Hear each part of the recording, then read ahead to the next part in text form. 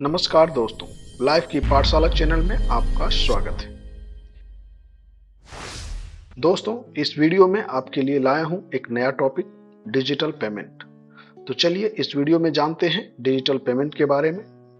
भारत सरकार ने digital payment को इतना अधिक प्रमोट किया है कि भारत के बड़े से बड़े दुकानों से लेकर छोटे से छोटे दुकानों में या ठेलों में आपको क्यूआर कोड लगा मिल जाएगा, जहां से आप ऑनलाइन पेमेंट कर सकते हैं। लेकिन ऑनलाइन पेमेंट की जितनी वृद्धि हुई है उतनी ही वृद्धि ऑनलाइन फ्रॉड्स के साथ भी हुई है। तो इसलिए दोस्तों, इस वीडियो में हम जानेंगे कि ऑनलाइन फ्रॉड से कैसे बचा जाए, या अगर आपके साथ ऑनलाइन फ्रॉड हो जाए तो आपको क्या करना चाहिए। कभी कभी यूपीआई ऐप से ऑनलाइन पेमेंट करने पे आपके अकाउंट से मनी डिडक्ट हो जाता है, पर सामने वाले के अकाउंट में वो क्रेडिट नहीं होता है। उस केस में आपको क्या करना चाहिए, इस वीडियो में इसके बारे में भी जानेंगे। इसके साथ ही कभी कभी आपके मिस्टेक के कारण आपका पैसा किसी गलत अकाउंट में चला जाता है, तो उस केस में आपको क्या करना चाहिए, इस वीडियो में इन सभी टॉपिक के बारे में जानेंगे। वीडियो को शुरू करने से पहले अगर आप इस चैनल पर नए हैं तो इस चैनल को सब्सक्राइब कर लें, साथ ही बेल आइकन को प्रेस कर दें ताकि आगे आने वाली सभी वीडियो का नोटिफिकेशन आपको समय पर मिल सके। तो दोस्तों, चलिए इस वीडियो में सबसे पहले जानते हैं कि यूपीआई ऐप से ऑनलाइन पेमेंट कितने तरीके से किया जा सकता है, या कौन सा पेमेंट मोड सबसे सेफ होगा। तो दोस्तों, किसी भी व्यक्ति के अकाउंट में पैसा ट्रांसफर करने के लिए आपको उस व्यक्ति का कुछ डिटेल चाहिए होगा, जिससे आप उसके अकाउंट में पैसा को ट्रांसफर कर सकते हैं। तो उसके लिए आपको उसका mobile number, UPI ID, QR code या अकाउंट नंबर और आईएफएससी कोड चाहिए होगा। लेकिन अगर पेमेंट करने के लिए सबसे सेफ ऑप्शन के बारे में बात किया जाए तो उसके लिए मोबाइल नंबर, यूपीआई आईडी और क्यूआर कोड है, क्योंकि अगर ये डिटेल आप अपना यूपीआई ऐप में डालेंगे तो ये वेरीफाई करके पहले उसका नाम शो करेगा, जिससे आप कंफर्म हो जाएंगे कि हम जिसे पैसा ट्रांसफर करना चाह रहे हैं या वही व्यक्ति का डिटेल है या नहीं। लेकिन अगर आप अकाउंट नंबर और आईएफएससी कोड डालते हैं तो उसमें आपको वेरीफाई करके उसका नाम शो नहीं करेगा, जिससे आप कंफर्म नहीं हो पाएंगे कि ये पैसा उसी को जा रहा है जिसको आप ट्रांसफर करना चाह रहे हैं। और अगर आपने अकाउंट नंबर या आईएफएससी कोड डालने में मिस्टेक कर दिया तो आपका पैसा किसी और अकाउंट में भी ट्रांसफर हो सकता है।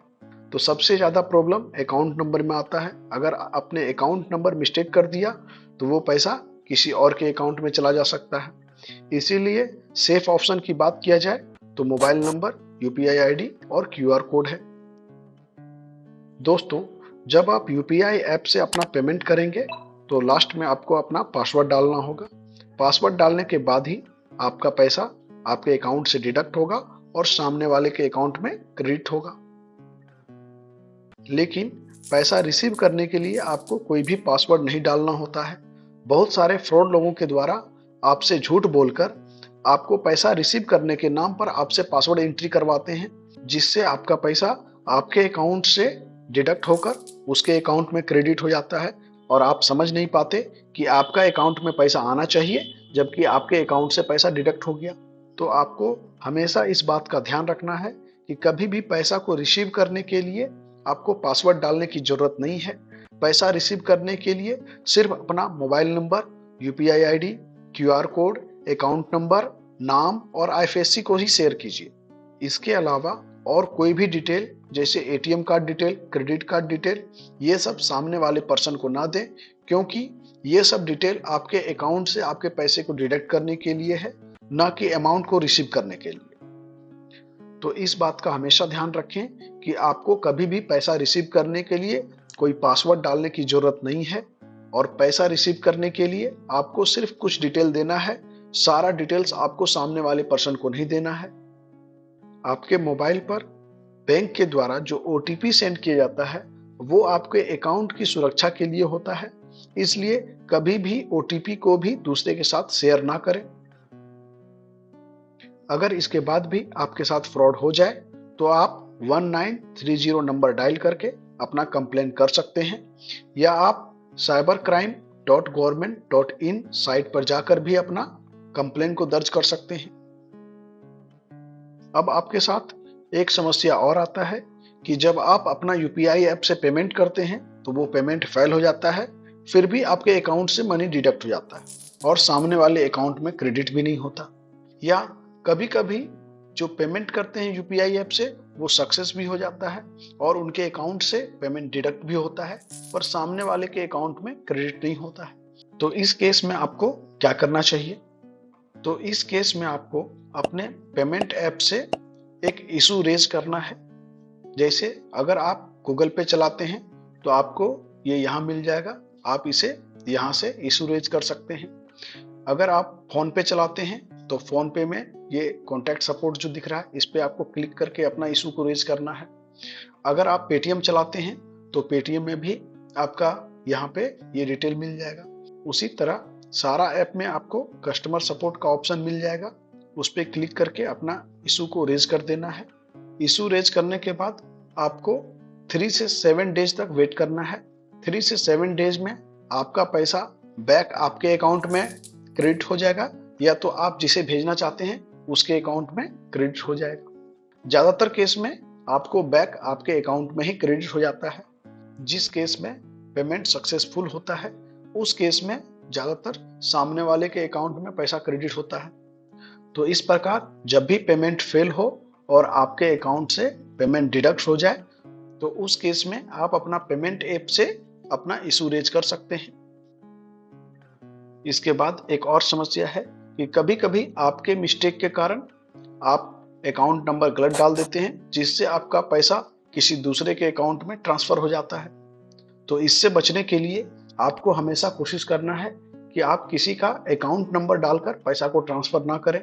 मोबाइल नंबर, यूपीआई आईडी और क्यूआर कोड का प्रयोग करें, ताकि आप इससे वेरीफाई करके कंफर्म कर सकें कि आप जिसे पैसा भेजना चाहते हैं यह उसी व्यक्ति का अकाउंट है या नहीं। लेकिन अगर आपका पैसा आपके मिस्टेक के कारण दूसरे अकाउंट में ट्रांसफर हो गया है तो आपको सबसे पहले जिस ऐप से आपने पेमेंट किया है उस ऐप में जाकर आपको उस ऐप का कस्टमर सर्विस से आपको बात करना है। उसके लिए आपको इशू रेज करने के बाद वहां आपको कस्टमर सर्विस का नंबर मिल जाएगा। आपको उसी ऐप से कस्टमर सर्विस का नंबर निकालकर बात करना है। आपको गूगल में सर्च करके कभी भी कस्टमर केयर से बात नहीं करना है, क्योंकि गूगल में बहुत सारे फ्रॉड लोग पेमेंट ऐप के नाम से फेक साइट बनाकर अपना मोबाइल नंबर डाल देते हैं। और अगर आप फेक साइट को नहीं पहचान पाए और साइट में दिए गए मोबाइल नंबर पर कॉल लगा दिए तो आपके साथ एक और फ्रॉड हो सकता है। इसलिए कभी भी गूगल से कस्टमर केयर का नंबर सर्च ना करें। जिस ऐप से आपने पेमेंट किया उस ऐप में आपको कस्टमर सर्विस का नंबर मिल जाएगा, वहीं से आप कस्टमर सर्विस का नंबर निकालकर उससे बात करें। दूसरा, आप NPCI national payments corporation of India के वेबसाइट में जाकर यूपीआई कंप्लेंट कर सकते हैं। यूपीआई कंप्लेंट करने के लिए आपको अपने ट्रांजैक्शन से रिलेटेड पूरी जानकारी देनी होगी उस साइट को। और तीसरा, आप पेमेंट सर्विस प्रोवाइडर बैंक में भी कंप्लेन कर सकते हैं।